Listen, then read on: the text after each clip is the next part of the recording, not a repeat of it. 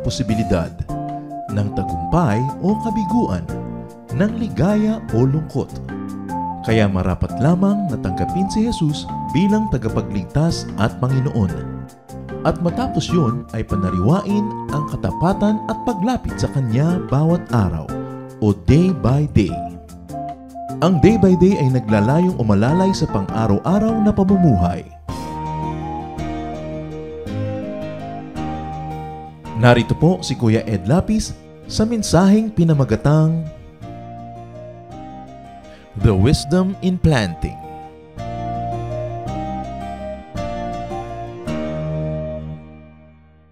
Marami pong nagtatanong kung ano ang world's oldest profession.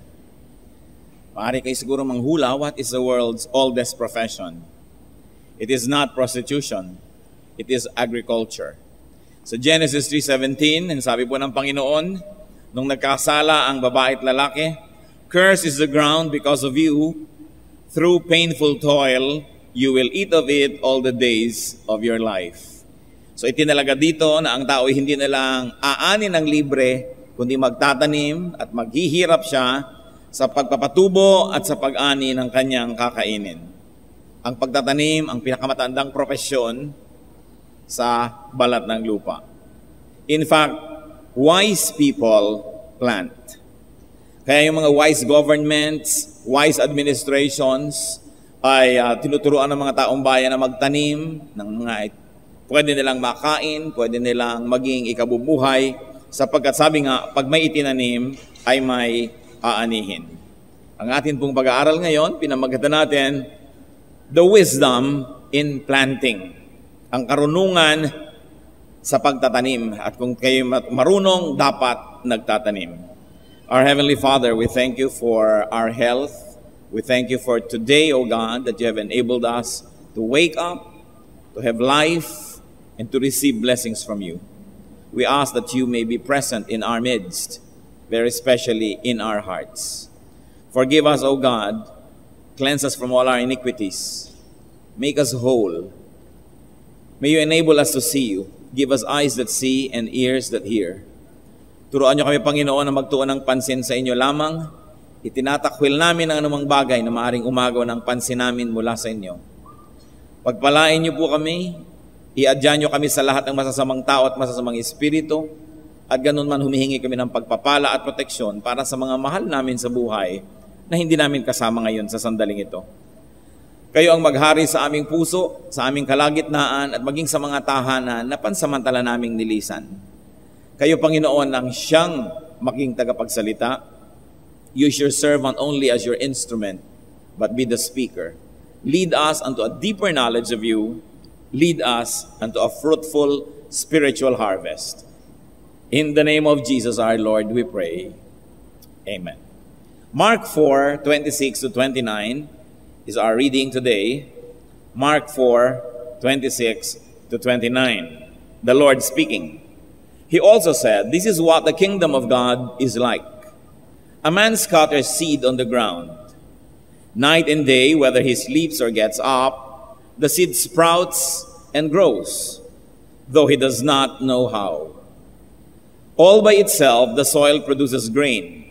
First, the stalk, then the head, then the full kernel in the head. As soon as the grain is ripe, he puts the sickle to it because the harvest has come." So isang napaka-agricultural setting. At hindi naman katakataka sapagkat ang Panginoon at ng majority ng kanyang mga tagapakinig ay mga magsasaka o kaya ay mga nag-aalaga ng tupa o kaya mga mangingisda. Ang kanilang kapaligiran ay mga kabukiran na siyang pinagkuhanan ng Panginoon ng napakarami niyang makukulay at magagandang mga halimbawa. So ganun daw ang kaharian ng Diyos. Maaring halintulad sa isang taong naghasik. Kasi pagka in English mo, scatter seed, parang careless. Pero actually, scattering or broadcasting seed is a form of planting. At sa Tagalog, ang tawag doon, hinahasik. Inihahagis mo yung mga buto, pero hindi kung saan na lang, siyempre. Inihahagis yun kung saan siya dapat tumubo. Doon sa bukid ng nilinang, kinultivate na. At gabi man daw at araw, matulog man o magising, yung naghasik noon, ay may nangyayari sa kanya mga itinanim. Tumutubo ito, lumalago, at hindi alam nung nagtanim kung paano, pero ganun pa man ay nangyayari. At mag-isa na tumutubo yung mga butong ito sa tulong ng lupa na pinagtaniman sa kanya. Lumalabas daw yung mga sanga at pagkatapos ay yung bunga. At kung ang bunga ay hinog na o handa na para anihin, ay aanihin na ito at magkakaroon na ng kasiyahan yung nagtanim. And it is a metaphor about the kingdom of God.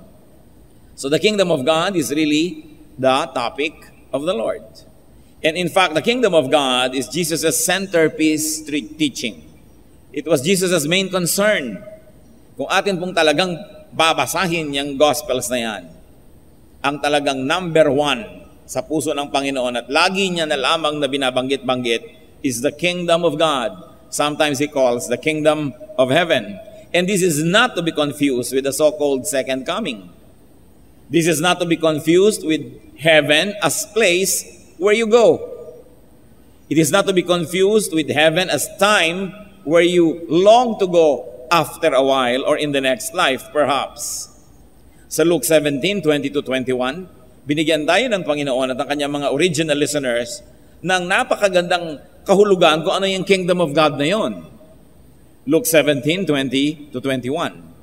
Once having been asked by the Pharisees when the kingdom of God would come, so you see ang konsepto ng mga Fariseo, yung kingdom of heaven or kingdom of God as time, kung kailan yun darating, and as place na either pupuntahan mo o pupunta sa'yo. Jesus replied, the kingdom of God does not come with your careful observation. Nor will people say, here it is, or there it is. Because the kingdom of God is, church, within you. Sabi yung kaharian ng langit na pinag-uusap-usapan ng bala na, hindi yan dumarating na parang prosesyon o parada o para isang bagay na pwede mong abangan and indefinite time will suddenly appear. At hindi rin pwedeng sabihin na yan ay isang lugar na eto, nandun. Sabi hindi. Ang kaharian ng Diyos ay nasa inyong kalooban. Ang kaharian ng Diyos ay nasa inyong puso. Ang kaharian ng Diyos ay hindi nakikita ng mata. Nakikita lamang ang mga senyales na nag-ahari ang Diyos sa kalooban ng isang tao, pero hindi ito nakikita. Therefore, Jesus equated the kingdom of God, the kingdom of heaven, to the rule of God in the world through His rule in people's hearts. So yung kingdom na yun ay hindi nakikita, at least yung binabanggit na kingdom of God dito sa verse na ito, sapagkat ito'y paghahari ng Diyos sa puso ng mga tao. And very especially, this is God's rule in people's hearts through the teachings, through the ministrations, and through the power of Jesus. Kaya ang sabi niya sa Luke 11:20, but if I drive out demons by the finger of God, then the kingdom of God has come to you. So hindi ito yung inaantay natin. Sabi, kung nagpapalayas ako ng mga masasamang espiritu sa kapangyarihan ng Diyos na nasa langit, then alam nyo na dumating na ang kaharian ng Diyos, nandyan na sa inyo. So hindi siya inaantay, nandyan siya. Lalong-lalong naging malinaw na nandyan siya nung ipinakita ng Panginoong Hesus ang kanyang kapangyarihan at isa dito ay magpalayas ng masasamang espiritu.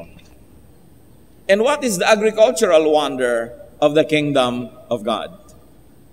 Having established in our talk now, kung ano yung kingdom of God na yan, the rule of God in your life, in my life. Kaya sa ibang tao, nandun na yung kingdom of God. Sa iba, wala pa. Sa iba naman, installment. Hulog-hulugan, konti-konti. Kasi dahan-dahan lang nila kung payagan ng Diyos na maghari sa buhay nila. May mga oras na sila ang hari, may oras na ang Diyos. Kaya sasabihin lang ng iba, pag nakikita ko yung taong yan, nawawala ang pagkakristyano ko, o nawawala ang paghahari ni Kristo sa puso niya, at iba ang naghahari, si Taning na naman. Kaya yung kingdom of God dumating, umalis, mabuo, mabawasan, yun yung kingdom that is in the heart. And what is the wonder of it? First of all, it is like seeds. Seeds that can be scattered on the ground. Tulad ng sinabi sa Mark 4:26 na atin ngang reading, this is what the kingdom of God is like. A man scatters seed on the ground. So remember that the ground is not physical and the seed is not physical. The seed is the work of God, the idea of God, the rule of God. And the ground, of course, is people's hearts. Yun ang pinagtataniman ng buto, ng salita ng Diyos, ng utos ng Diyos, ng diwa ng Diyos, yung puso ng tao. And once scattered or planted, it grows on its own. Pag ang isang tao nataniman mo ng salita ng Diyos, na ipabatid mo na ipaunawa ang karunungan ng Diyos, ang utos ng Diyos, ang mga pangako ng Diyos, na itanim na yon, kusa na yung tutubo. It grows by God's mysterious care, tulad ng sabi sa Mark 4:27. Night and day, whether he sleeps or gets up, the seed sprouts and grows, though he does not know how. So the planter need not worry about how the seed will grow. It just grows. Kaya kung gusto nyo magtanim ng salita ng Diyos sa puso ng mga tao, laging iba nag-aalala, paano ko naman ipapaliwanag? Paano naman siya magmamature? Hindi ko yata kaya, so huwag na lang. Anong lesson na malalaman natin dito? Magtanim ka na lang magtanim, huwag mong problemahin kung paano tutubo. Ang problemahin mo na lang, magtanim ka. Kasi pinatutubo ng Diyos kahit katulog, kahit kagising, kahit ka may ginagawa o wala, pag naitanim na yan, may mangyayari na. God causes it to grow. And thankfully, God sends it many, many caregivers. 1 Corinthians 3:6, anong sabi ni Paul? I planted the seed, Apollos watered it, but God made it grow. So kung minsan meron ka maseshare ng gospel, wala ka naman panahon para siya alagaan at turuan dahil nag-abroad ka o lumipat ka ng barangay o nawala na siya sa iyong mundo, pero may iba namang ipapadala ang Diyos para diligan yung naitanim mo at patutubuin yun ng Diyos. Ang tanong lang nagtanim ka ba? Yun ang mahalaga. So the planter does not need to watch it all the time. And while he goes about living, the seed grows unattended and with minimal attention because it is God's seed, because it is the seed of the kingdom of God. Therefore, God will take care of it. But wonder of wonders, God has this partnership with you and me, with men, with women, with people, so that it is us who will plant and it is He who will make it grow. Ganun ang binibigay sa atin ng Diyos na halaga, bagamat sa totoo lang wala naman tayo dapat na ganung halaga, pero pinahahalagahan tayo ng Diyos na ginagawa niya tayong ka-partner sa pagtatanim ng kanyang kaharian sa puso ng mga tao. That's why everybody counts, everybody has a role, and everybody is important. Because you have people you can plant your seeds in that I do not know and therefore cannot plant in. Kahit pasabihin mong meron diyang mahusay na teacher, mahusay na speaker, ganito at ganyan, meron kayong mga kilalang hindi niya kilala at meron kayong maaabot na di niya maabot. Kaya ang lahat ay dapat nagtatanim. Another wonder is that a seed grows to produce innumerable seeds. Sabi sa Mark 4:28, all by itself, the soil produces grain. First the stalk, then the head, then the full kernel in the head. Parang mais. Isang butil ng mais, itatanim mo, pag tumubo na yan, napakarami ng mga mais yan, yung isang buong busal na yan ng mais, ang dami-daming mais doon, ang pinanggalingan lang doon isa. Kahit atis, nagtanim kayo ng isang buto ng atis, sa dami na lang ng bunga ng atis at sa dami ng buto sa loob ng bawat isang bunga, ang bilis dumami ng buto. At ganon ang kaharian ng Diyos. Kung itatanim lamang kayo isang buto, bunga kayo ng ibang nagtanim. Bunga tayo ng ibang nagtanim. Kaya tayo nakakilala sa Diyos, nadala sa kaharian ng Diyos, at ang kaharian ng Diyos ay nadala sa ating puso. May nagdala sa atin, yun ang nagtanim. So kayo ngayon yun. Kung marami na kayong nadala sa Panginoon, yun ngayon ang napakaraming mga buto na naging bunga dahil sa inyo. Kaya lang, may mga Kristiyanong malaatis, ang daming buto, at meron namang malamangga, isa lang ang buto. At meron pa ngayong seedless. Matapos siyang isilang sa mundong ibabaw ng Diyos, at matapos siyang isilang na muli, at matapos siyang makakilala sa Diyos, wala nang naging bunga ni anuman. Sabi niya, seedless po ako. Sa agriculture, hindi maganda yung seedless na yan. Kailangan namumunga tayo. John 12:24, I tell you the truth, unless a kernel of wheat falls to the ground and dies, it remains only a single seed. But if it dies, it produces many seeds. So tayo man, ang buto kailangan daw mamatay or ibig sabihin ilubog sa lupa para mamunga. Tayo man, may mga deaths that we have to go through so that we will become fruitful. We die to ourselves. We die to our laziness. We die to our sins. We die to our hang-ups so that we will be useful in God's kingdom and we will grow many seeds. The planter is rewarded with a good harvest. That is a great wonder of agriculture. Mark 4:29, as soon as the grain is ripe, he puts the sickle to it because the harvest has come. Sabi nga, those that sow in tears will reap with songs of joy. Alam niyo yung mga nagtatanim, lalo kung nakikita niyo sa mga bukid, nagtatanim ng palay, tag-ulan, magtatanim, ang aga-agang gumigising, gustong-gusto mo pang matulog, hinihila ka pa ng higaan ay kailangan mo nang bumangon, at kadalasan umuulan, ang lamig-lamig, lalabas ka sa bukid, pagtapak mo sa bukid, ang lamig-lamig ng putik, ang lamig-lamig ng tubig. At karamihan naman sa mga magsasaka, kaunti lang ang damit at mababasa din lang kasi, paglabas nila, so anong ginagawa nila? Yung hinubad nila kagabi na isinampay lang dyan, basa pa sa umaga, yun na naman uli ang isusuot. Kasi kahit magsuot ka ng tuyo, konting lakad mo lang sa ulanan, basa na uli. So ang lamig-lamig ng isusuot mo, ang hirap-hirap magtanim. Kaya nga yung kanta, planting rice is never fun. Magtanim ay di biro. No? Pero yun daw nagtatanim na ganyan, bagamat hindi biro yan at hindi madali. Pero ang saya-saya naman pag-harvest.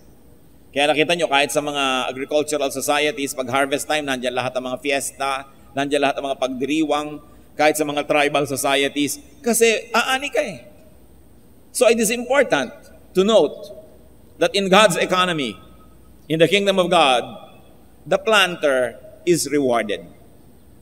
Yun lang ang nagigiik ng mga trigo, yung mga nagha-harvest at tinatanggal yung mga trigo sa kanyang lalagyan, maski yung mga hayop na tumutungtong dyan para magkahiwa-hiwala yung butot makuha mula doon sa mga tangkay, ay may premyo. Sabi, huwag tatalian ang bibig ng hayop, huwag bubusalan, at kung yuyuko siya habang siya nagigiik at gusto niyang kumain, right niya yon, privilege niya yon.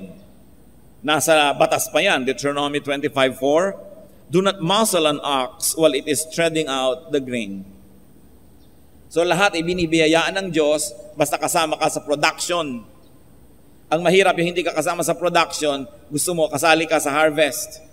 Hindi ka naman nagtatrabaho, nakaabang ka ng nakaabang tuwing 15 katapusan sa sweldo ng mga nagtatrabaho. Wala kang ginawa kundi mamasyal at magmalling at mag-text at abang ka na lang ng abang ng padala ng kamag-anak mong OFW. Yan ang mga hindi dapat kasali sa mga premyo, yung walang ginagawa. Liba na lang sobrang matanda na o sobrang bata pa o may sakit, ang lahat ng tao dapat masipag at nagtatanim. Sabi nga ni Paul, if anyone does not work, he should not eat. Kailangan kasali ka sa trabaho, hindi batugan. So, the seeds of the kingdom of God should be planted. Where? In people's hearts.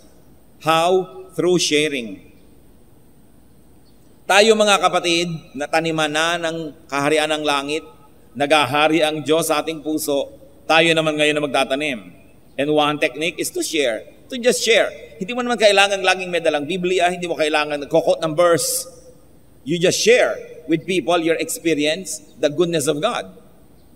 You may also want it to do it through more formal teaching. Halimbawa, magba-Bible study ka, classroom style, o one-on-one, pero nagtuturo ka. Or you may share through testifying. Anong nangyari sa buhay mo mula nung pinagharian ka ng Diyos? Anong kaayusan ang dumating? Anong kaliwanagan ng iyong naranasan? And of course, we can share the kingdom of God through modeling. Kahit wala kang sinasabi, sa pamamagitan ng iyong pamumuhay, asal, ugali, makikita na ng mga tao kung anong ibig sabihin ng mapagharian ng Diyos. Kaya hindi maaring hindi tayo makapagtatanim. At Acts 1:8, you will be my witnesses in Jerusalem, and in all Judea, and Samaria, and to the ends of the earth. So saan man, sa malayo, sa malapit, sa malayo-layo o malapit-lapit o pagkalayo-layo, pwede tayong magtanim. Pwede tayong maghasik ng kaharian ng Diyos. And once planted, the seeds of the kingdom of God will have its own mysterious way of growing. We need not worry how it will happen. Yung iba kasi natatakot sila mag-share ng katotohanan ng Diyos dahil baka daw tanungin sila, hindi nila masagot. Baka daw may itanong hindi nila alam kung nasan yung verse. So hindi nila sila nag-share. Pagka tinanong kayo at hindi nyo alam, sabi mo, magandang tanong, i-research natin at sabihin mo sa akin next week kung anong nakita mong sagot. O kaya sabihin mo, next week, sisikapin natin masagot. Meron akong tatanong ng iba. Ganun lang naman yun eh. Natatakot lang namang matanong yung nagdudunong-dunungan. Di huwag kayo magdunong-dunungan. Sabihin mo, alam mo, pareho lang tayo naghahanap. Kaya lang nakakita na ako ng kapraso, kaya gusto ko nang i-share sa iyo. At hanapin pa natin yung mga kasunod. Hindi ka kailangang matakot na baka katanong hindi ka makasagot. And if we could help water or weed or fertilize, then good. If not, just plant anyway. Meron pa ako maikling kwento, sisikapin kong paiksiin dahil ang haba eh. Once upon a time, nagkaroon po kami ng youth camp sa Baguio. At ang youth camp na ito, nung pauwi na galing Baguio, uso pa noon ng tren mula Damortis sa La Union hanggang dyan sa Tutuban. At yung tren 3 Pasko na hindi pa kayo nakakarating sa pupuntahan nyo sa Kupad. Sa sikip ng tren na ito, kami mga nag-youth camp ay umarkila ng 1.5 kotse nung tren na kabit-kabit. 1.5 Alam nyo yung kabit-kabit na kotse yan.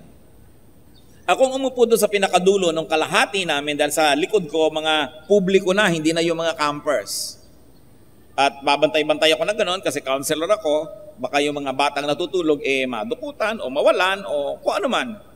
Pero may dalawang nakatayo among many na kung bakit may udyok sa espiritu sa akin na paupuin. Kasi medyo maluwag kami doon sa aming kinakalagyan.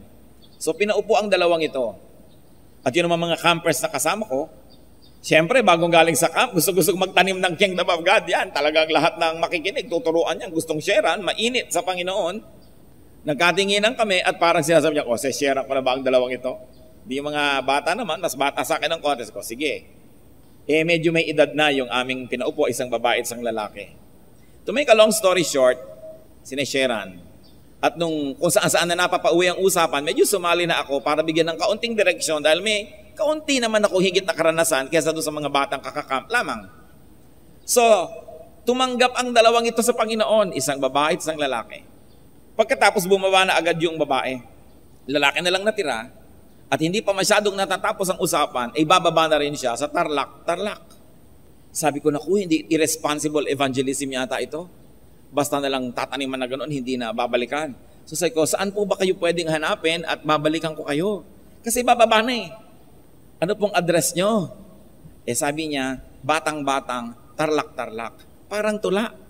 Batang-batang, Tarlac. Ang pangalan niya ay si Mang Marcos Eugenio. Hindi ako nagkakamali sa apelyido, pero alam kong Mang Marcos. Ano po ang address? Yan na nga. Ano po ang number? Walang number doon sa amin eh. Sabi niya, sige po, pupuntahan ko kayo sa isang linggo. Kaya ito na nga, lumipas ang isang linggo, nagpunta akong Tarlac. Sa palengke daw nakakasakay ng jeep patungo sa batang-batang. Di palengke, nasaan ang jeep? Punong-puno, may mga kambing, may mga case ng soft drink, may mga buko, punong-puno ng tao. Kaya pag bungad kong ganon, medyo nag-ayusan naman yung mga nakaupo para ako isiksik. Hindi ko alam kung balak nila ako isiksik o kalungin kasi puno na eh. So atras ngayon ako. Sabi, sakay na, lalakad ko. Sa susunod na lang ako. Wala nang kasunod. Ito lang ang biyahe. Ha? Sumakay na ngayon ako sa jeep na ito. Nakatingin sila lahat sa akin kasi obviously magkakakilala sila lahat. Mula sa highway, lumiko ang jeep. Pumunta sa mga tubuhan. Sabi ko, tubo. Nakalubog ka sa haba ng mga tubo. Uso pa naman nung araw yung kung ano-anong kasaysayan dyan sa mga tubuhan. At noong mga panahon na yon, 1979 to be exact, no? Ay hindi naman perfect yung peace and order situation sa Central Luzon. Ngayon, sabi ko sa driver, ibaba niyo po ako doon kung nasaan yung si Mang Marcos Eugenio. Biyahe. Naku, naging bland kami lahat sa alikabok. Ginaganyan-ganyan mo yung ulo mo, umuusok-usok yung mga alikabok. Ang daming alikabok. Kasi tag-araw, Abril, at wala namang pavement yung kalsada, talagang umaalimbo kayong alikabok. Ngayon, ibinaba ako. Nandito na, baba na kayo, dyan na, itanong nyo na lang. Andar ang jeep. Pagbaba ng alikabok na ganyan, ako yung nag-iisang nakatayo sa isang baryo at lahat ay nakatingin sa akin. May dala pa naman akong yung mumurahing briefcase. At nandun, may mga Bible at kung ano-ano, bukol-bukol. Saan po dito si Mang Marcos Eugenio? Ay kapatid yan, yung bahay na yan. So pumunta ko. Dinala ko ngayon sa silong.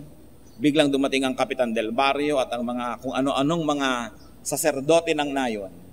At yung mga dingding na kawayan ng bahay na ito sa paligid, punong-puno ng mga matayong pagitan. Lahat ng tao nakapaligid. Sino ito? Sabi ng kapitan, di sinabi ko kung anong pakay ko, tinatanong ko kasi ko nakilala ko po siya sa trend, napag-usapan po namin ng Panginoong Yesus at kulang po usapan namin, gusto kong ituloy. Ano po ang laman ng inyong bag? Kasi noon pala sa lugar na yan, may mga iba't ibang faction ng mga powers, mga armado yung iba. Akala yata nila mga granada, mga kung ano na yung laman. Biblia ho, di inusyoso na ngayon ng lahat ang Biblia. Tapos halos mga 1 oras yata bago dumating yung mga Marcos kasi tinawag pa siya doon sa libis ng nayon dahil doon pa pala siya, hindi pa siya dito sa kalsadang ito. At alam nyo, nung malayo pa, winawagayway niya sa akin yung pagkaliit-liit na pink na papel na ibinigay ko sa kanya na tract. Yung kaisa-isang naibigay ko na para ang daan patungo kay Kristo or something like that. Kasi yun lang ang naiabot ko. Iginaganyan niya, ang layo pa. To make a long story short, nagkakilala. Sabi ng kapitan, maganda naman pala ang pakay nyo. Ano po ba ang inyong turo? Ngayon nag-outline na ngayon ako sa kanilang lahat. Ang daming tao kung ano yung turo na yan. Maganda pala. Sabi sa susunod na linggo may kasalan dito, ba't di kayo bumalik? Para magsalita kayo doon sa kasalan. Di pumayag naman ako, pero nung nasa Maynila na ako, kasalan, baka may inuman yan, baka sobrang kasiyahan, hindi ako mapansin masyado at yung mensahe, bumalik na naman ako sa Tarlac. Sabi ko, pwede po bang sa ibang okasyon na huwag nang itapat sa kasalan? Magdadala na lang po ako ng mga singer at magdadala po ako ng speaker na Ilocano para mas yung wika ninyo rito ang magamit. Kung ganyan ang gagawin mo, sabi ng kapitan, kakalembangin ko ang kampana ng school at ang buong baryo'y darating. To make a long story, even shorter. Pero hindi nyo ba napapansin kumahaba na nga? Bumalik ako, may daladalang mga singer. Maliit na bata pa yung si Romel Guevara, na pamangking ko, bit-bit ko. No? Si Kuya Romy, Dinglas. Ayan. Ang -1 niya, hawak-hawak niyang ganon, isang parang radyo. No? At nagdala ko ng Ilocano speaker, mga Ilocano Bibles. Kinalembang ng kapitan ang kampana ng school. Dumating ang buong baryo at nagkaroon ng evangelistic rally. Can you imagine, brothers and sisters, dahil lang sa isang kaluluwang tinaniman at binalikan, pagkarami-raming nakarinig. Ang point natin, di ba, magtanim. Kahit sinong nandyan, basta udyok sa inyo, lalo ng Espiritu, hindi nyo alam na yung pala yung magiging daan, tulay, para makarating ang salita ng Diyos sa maraming tao. So, just plant anyway. Yun ang importante nating laging maalala, because planting will always yield fruits. Maybe not every seed will grow the way you want, but every scattering, every broadcasting will result in something. Kaya mas mabuting marami kayong itinatanim. By virtue of statistics, mas marami ang may pagkakataong lumago. Ang gawain ng Panginoon, ang pagtatanim ng kaharian ng Diyos sa puso ng tao, ang pagsasalita ng mga salita ng Diyos ay hindi maaring mawala ng bunga. Isaiah 55:10-11. As the rain and the snow come down from heaven and do not return to it without watering the earth and making it bud and flourish, so that it yields seed for the sower and bread for the eater, so is my word that goes out from my mouth. It will not return to me empty, but will accomplish what I desire and achieve the purpose for which I sent it. Sabi ng Panginoong Diyos, wala akong salitang pawawalan ang babalik sa akin ng walang bunga.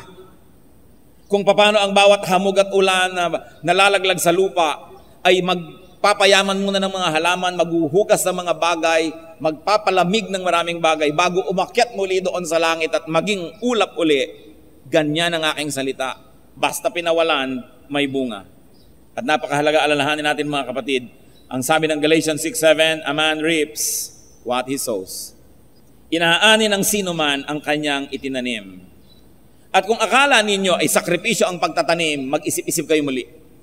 At kung akala nyo lalo yung pagtatanim ng kaharian ng Diyos sa puso ng tao ay sakripisyo, maghunos dili kayo. Because your mission-filled can and will become your church. It will become your fellowship. It will become your family. Your recipient can and will become your helper. In fact, your beneficiary can and will become your benefactor. Yung mga pinaghihirapan mong tinataniman ng salita ng Diyos, mamaya katulong mo na sila sa pagtatanim sa iba, katuwang mo na sila, mamaya supporter mo na sila. Binibigyan mo ng salita ng Diyos, mamaya dinadala ka na ng alimango. Mamaya binibigyan ka na ng siniguelas o champuy o kung anuman. Dahil ang kabutihang tinatanggap nila ay sinusuklian din nila. Bagamat hindi ito ang ating number one motivation, pero ito ang talagang bunga ng pagtatanim. Umaani ka. Kaya magtanim tayo dahil tayo ay banal at maka-Diyos. At kung hindi ka man ganun kabanal o maka-Diyos, magtanim ka man lang dahil matalino ka. Dahil alam mo na ang itinanim, namumunga. Kaya yan ang aapi-api kayo ng mga bata. Aani kayo niyan ng hindi maganda. Kasi yung bata habang maliit yun, sabi niya, bukas, luluhod ang mga talak. Babangon ako at dudurugin kita. Ang liit-liit pa ang binabalak na maghiganti sa'yo kasi isa ka palang malupit na madrasta, isa kang malupit na tiya o tiyo. Eto ngayon yon, malakas ka at matanda at siya'y bata. But every day, papalaki siya, ikay papaurong. Papalakas siya, ikay papahina hanggang mabaligtad yan. At sa pagmalapit ka ng kainin ng lupa, siya na mag-ahari. Kawawa ka naman kung hindi ka naging mabuti sa kanya noon. Kaya ang mga tao, nagtataka po ako, bakit sila nagiging malupit sa bata? Una, hindi dapat. Godliness tells us that we must not be cruel to children. But if you cannot be godly, at least be wise. Because you know na mababaligtad yan. There will be a role reversal later on.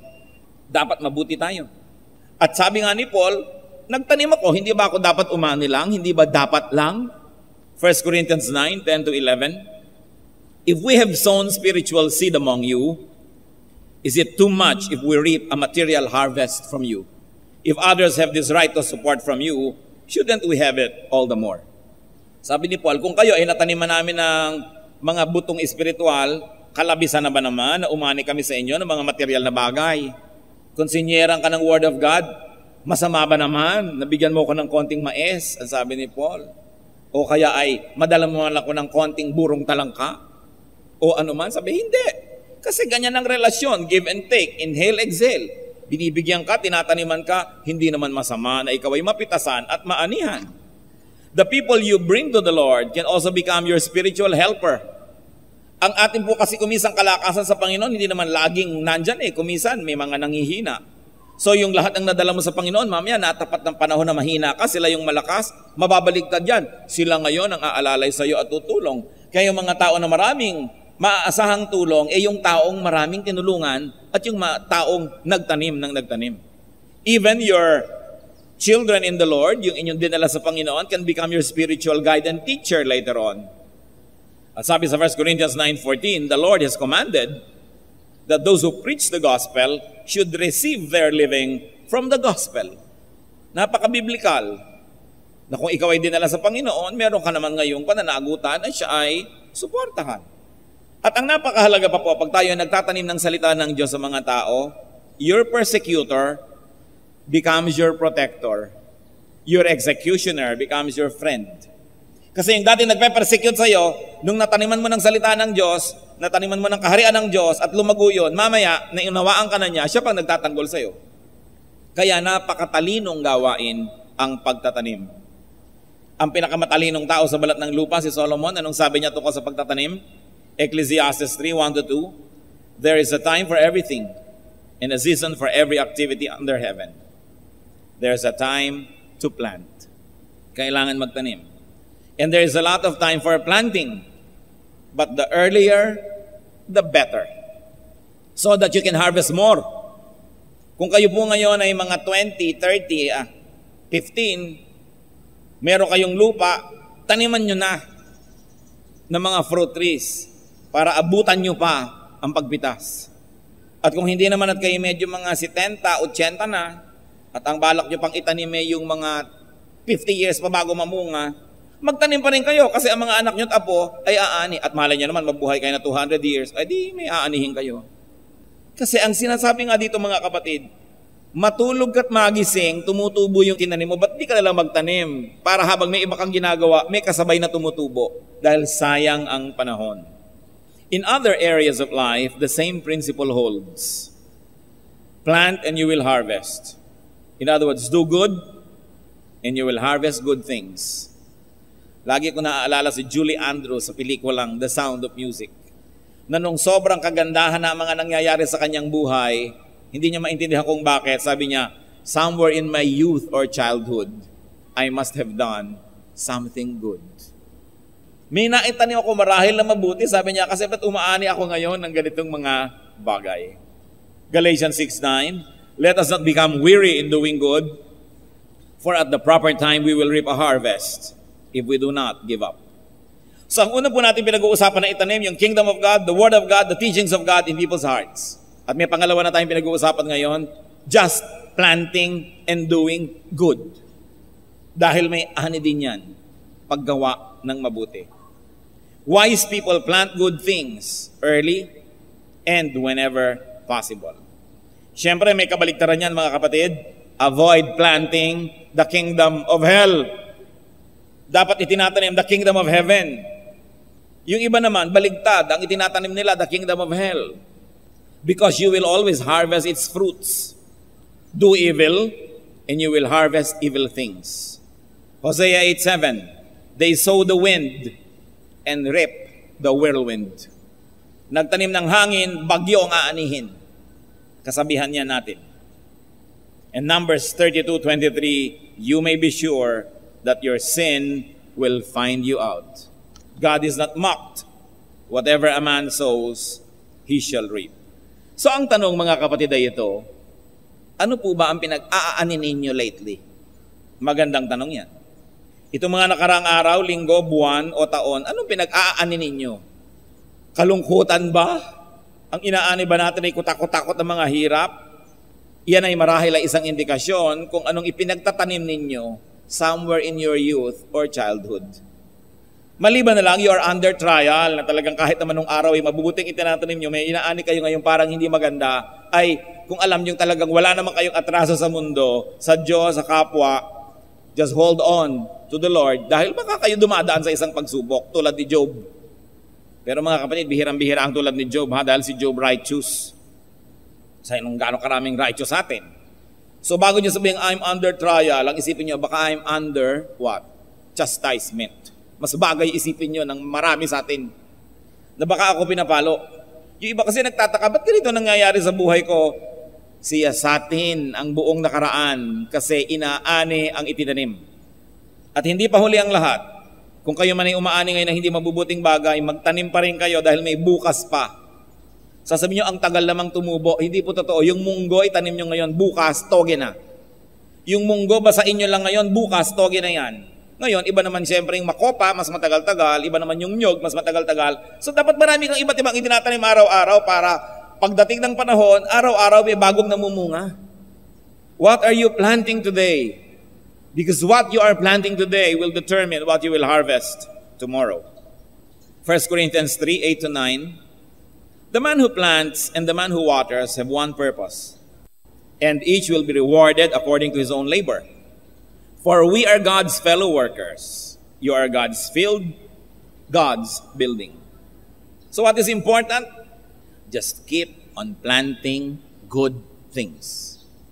Plant the kingdom of God in people's hearts. Do good whenever you have an opportunity. Dahil may bunga yun. May cause and effect. And how about watering and fertilizing and taking better care of fruitful plants? Maging wise tayo kasi may mga plants na very fruitful, may hindi. So dapat ang lagi nyong lagyan ng mas maraming investment, mas maraming mga pag-aalaga, yung talagang namumunga. Ang Panginoon nga may ibinigay na parable, pinapabunot daw ng may-ari ng garden yung isang halaman dahil ayaw mamunga. Sayang lang daw ang taba ng lupa dahil inaaksayan ng halaman na ito na ayaw mamunga. At sabi ng hardinero, bigyan niyo pa po ako ng konting panahon, huhukayin ko ang lupa para mahanginan ng mga ugat, lalagyan ko ng mga abono, mga pataba, at kung sa isang taon wala pa pong bunga, bubunutin ko na. So huwag tayo nag-aaksaya ng ating mga resources sa mga wala namang nangyayaring mga bagay. Kung minsan may sinusuportahan ka na gawain, may sinusuportahan ka na manggagawa, wala namang kabunga-bunga, huwag kayong mag-aksaya. You've got to water and fertilize fruitful plants. Because even in the Bible, in the parable of Jesus, it says, the unfruitful plant must not waste the nutrients of the soil. It must be pulled out and turned into a fertilizer. Huwag kayong naglalagay ng tubig sa butas na balde. Di pa may mga ganong tao, lagay ka ng resources, wala naman nangyayari. Paaral ka ng paaral, 7 semestre na, freshman pa rin. Samantalang mayroong isang tao dyan na konti lang ibigay mo, napaparami niya ang husay.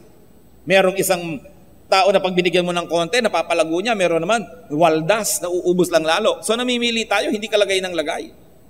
Ganon din sa mga ministries ng Panginoon. Scarce sa mga resources, hindi ka dapat magsayang, tingnan mo kung saan mabunga at doon ka mag-invest. Plant on fertile soil. Do not just waste your seeds on the wrong soil. And in closing, how about planting good seeds of the kingdom of God in your own heart every day?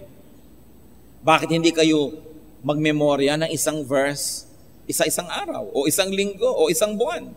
Kasi darating ang panahon na kailangan nyo yung karunungan na yon, mabubunot niyo yung bunga dahil minemorya nyo. Bakit hindi magbasa ng scripture every day para yung naitatanim na karunungan noon ay maging bunga at pakinabangan natin sa mga darating na pagsubok, sa mga darating na mga unos ng buhay? Bakit hindi tayo manalangin ng manalangin at nang sa ganon ay makapagtanim tayo ng maraming mabubuting bagay in the spiritual world? Bakit hindi natin busugin ang ating sarili ng mas marami pa mga awiting makalangit?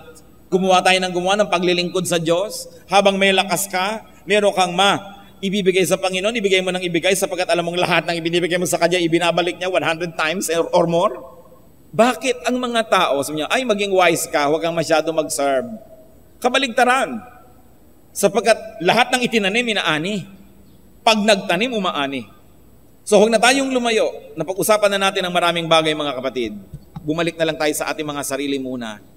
Ano po ba ang pinagtatatanim ninyo sa inyong puso araw-araw? Magtatanim ka ng galit, anong aanihin mo dyan? Hypertension. Mataas na presyon ng dugo. Puso na sumasakit at lumalaki. Magtatanim ka ng katamaran, anong aanihin mo? Wala, hangin. Ano po ang itinatanim natin sa sarili nating puso? Alagaan natin ang ating spirito at kaluluwa. Huwag kayong magtanim ng mga walang kakwenta-kwenta, mga napapanood sa telebisyon. Huwag kayong magtanim ng mga walang kakwenta-kwentang naririnig kung saan-saan. Ng mga babasahin na walang kakwenta-kwenta o kaya masama pa yung tanim sa atin. Huwag niyong taniman ng inyong puso ng mga napapanood ng mga malalaswa o kaya ay masasama sapagkat lahat ng itinatanim, aanihin. Pagka may mga tao kayong pinakikisalamuhan, anong ginagawa natin sa kanila? Tinataniman ba natin ng mabuti o tinataniman natin ng masama? Aming Diyos, kami po ay napapasuri sa inyo. Anong uri nga po ba kami ng mga farmers? Masipag o tamad? At anong uri ng mga buto ang itinatanim namin? Ano ang mga punla na itinatanim namin sa puso ng iba? Ginagalit ba namin sila at pagkatapos ang aanihin namin ay ang kanilang pagkapuot at paghihiganti? O ginagawa namin ang tao ng mabuti para ang aanihin namin ay kabutihang loob din nila?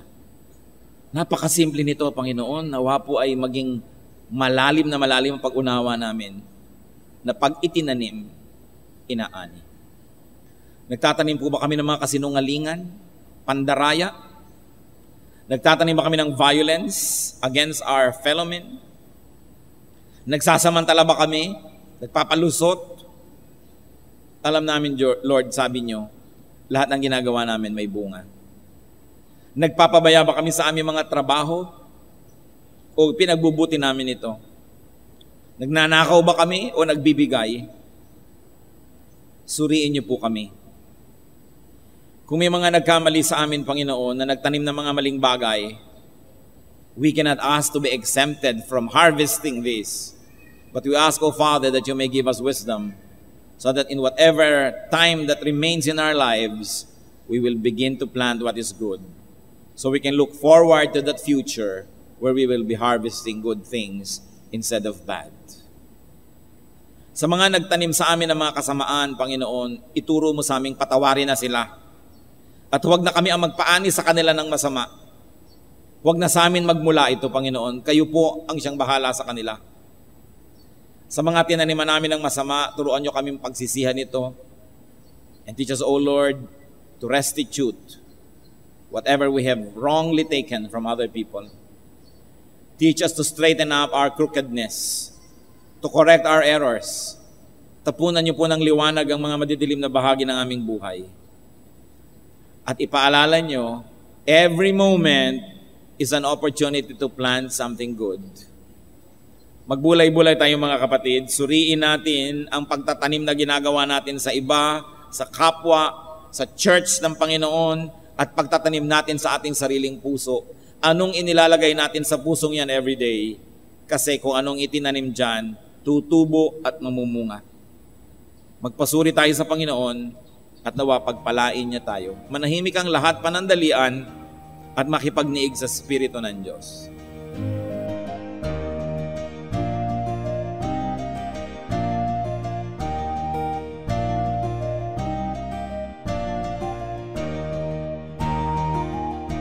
Ang katatapos pong mensahe ni Kuya Ed Lapiz ay pinamagatang The Wisdom in Planting.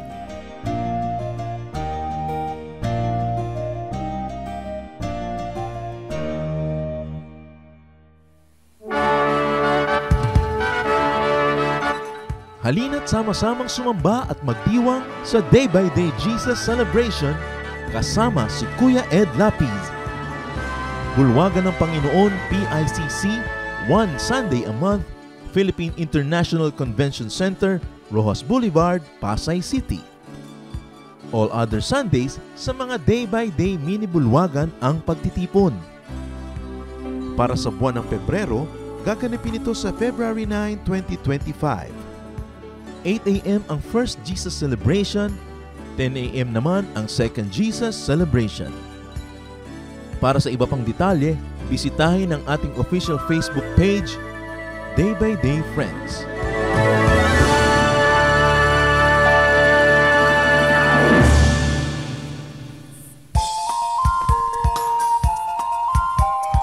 Po si Pastor Arnold Hernandez.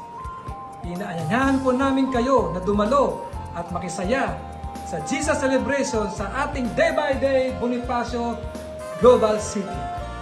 Tuwing linggo, sa oras ng 3 hanggang 6 ng hapon sa 8th floor Menarco Tower, 32nd Street, BGC, Taguig City. At para po sa detalye ng schedules at location, narito po ang ating contact details.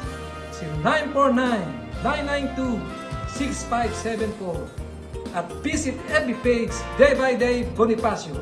Halinang ipagdiwang ang Panginoong Jesus!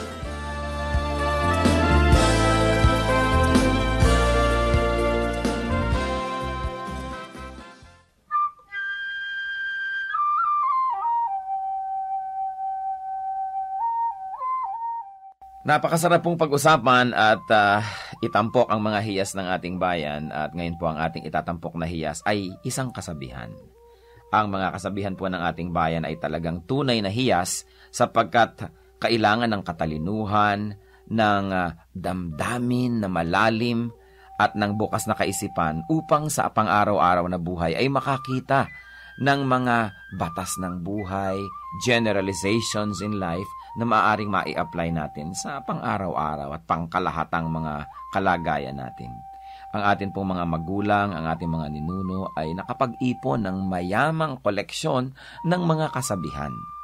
Kasabihan na nagmula sa pang-araw-araw at tunay na mga karanasan. Mga karanasan na nilinis, sinubok at dinalisay ng panahon. At ang atin po ngayong hiyas na itatampok ay ang kasabihan na kahoy na babad sa tubig, sa apoy huwag ilapit. Pag nadarang at nag-init, sa pilitang magdirikit. Yan po ay galing sa koleksyon ni Thelma Quintanar at mga kasama sa UP Cultural Dictionary for Filipinos. At kahit naman hindi natin tumabasa doon, ito'y nadidinig natin sa matatanda. Ang maganda nga lamang po ay patuloy natin itong marinig at bigkasin at iparinig sa mga bata, sa mga darating pang henerasyon. Pag ang atin pong mga kasabihan ay hindi na natin naipasa sa darating na saling lahi, yan po'y mamamatay na lamang. Mawawala na ng paggamit na pang-araw-araw, at kapag nawala yon, lugi po tayo. Napakalaking bahagi ng karunungan ng ating collective experience as a nation ang mawawala kapag ating tinalikuran at hindi ginamit ang mga kasabihan.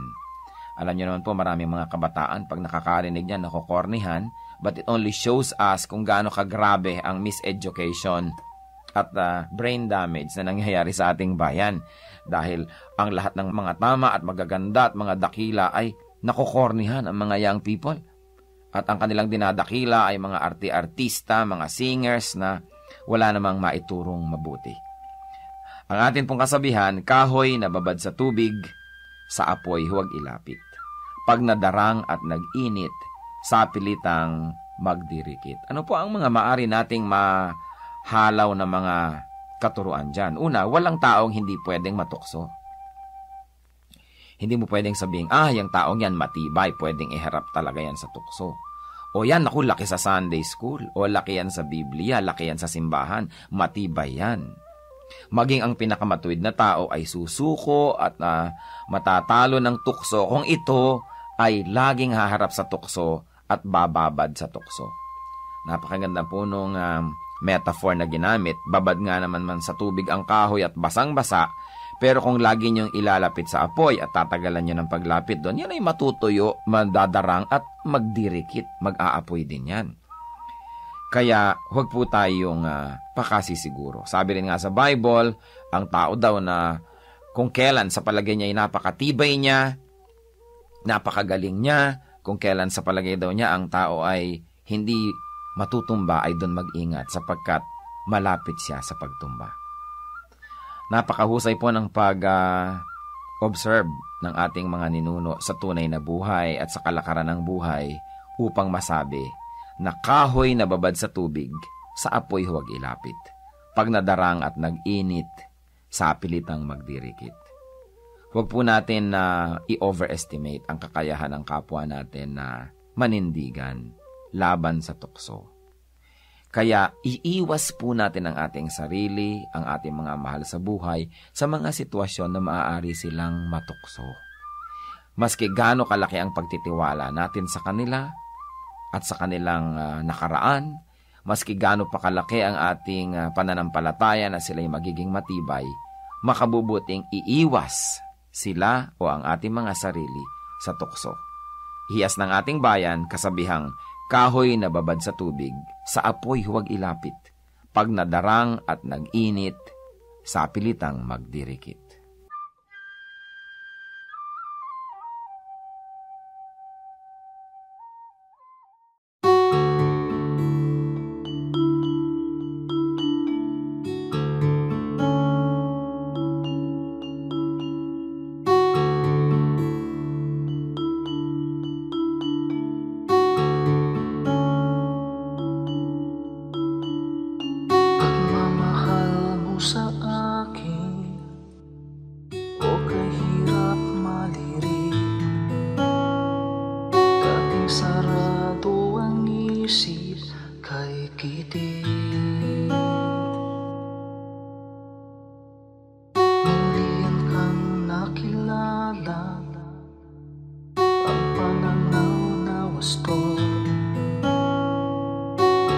Sa kapwa-tao nais mo.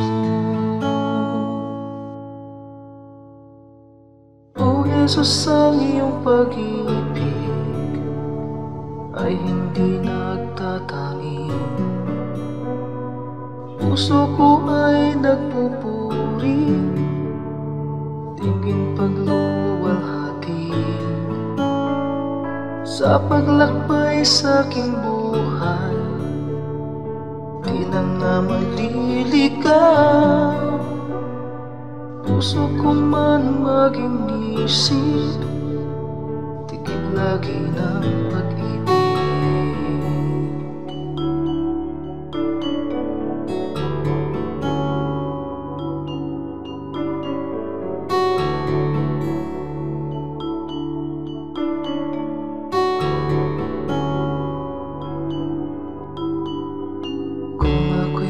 magsalita man, wika ng bawat tao.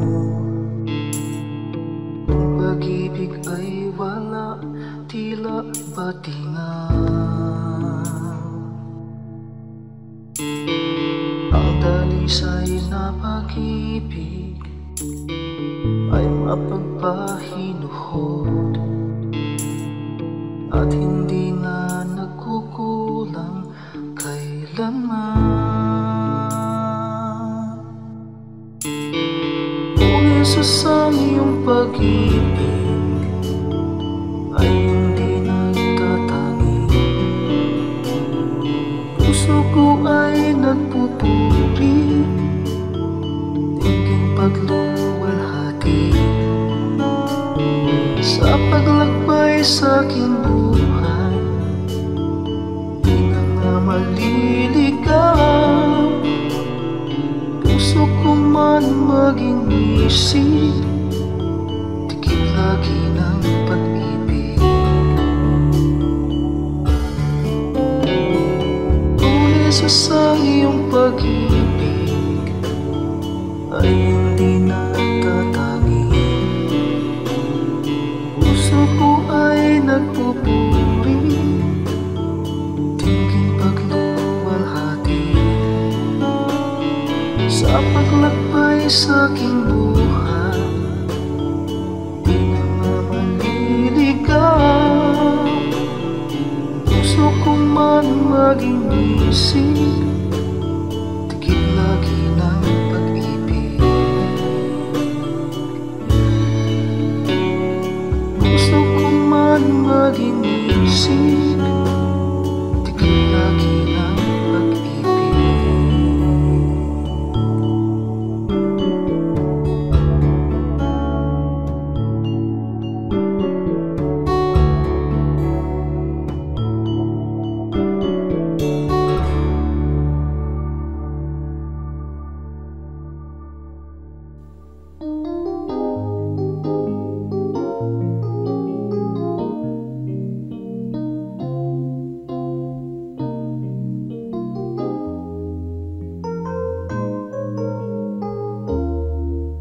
Nanganguhay ko nooy laging nangangamba,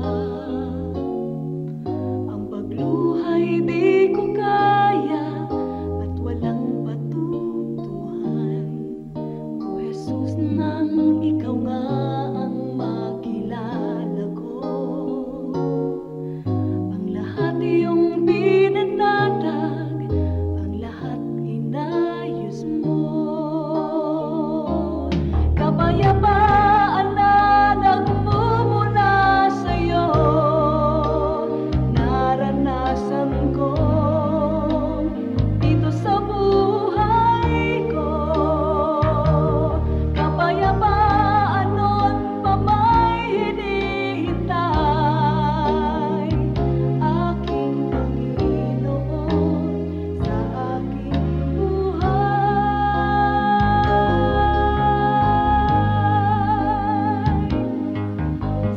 Naman ng unos, kung ang takot ay ganap, sa pagtawag kay Jesus, papayapa ang lahat. Kapayapaan na nagmumula sa'yo, naranasan ko dito sa buhay ko. Kapayapaan na aking hinihintay, aking Panginoon sa aking buhay.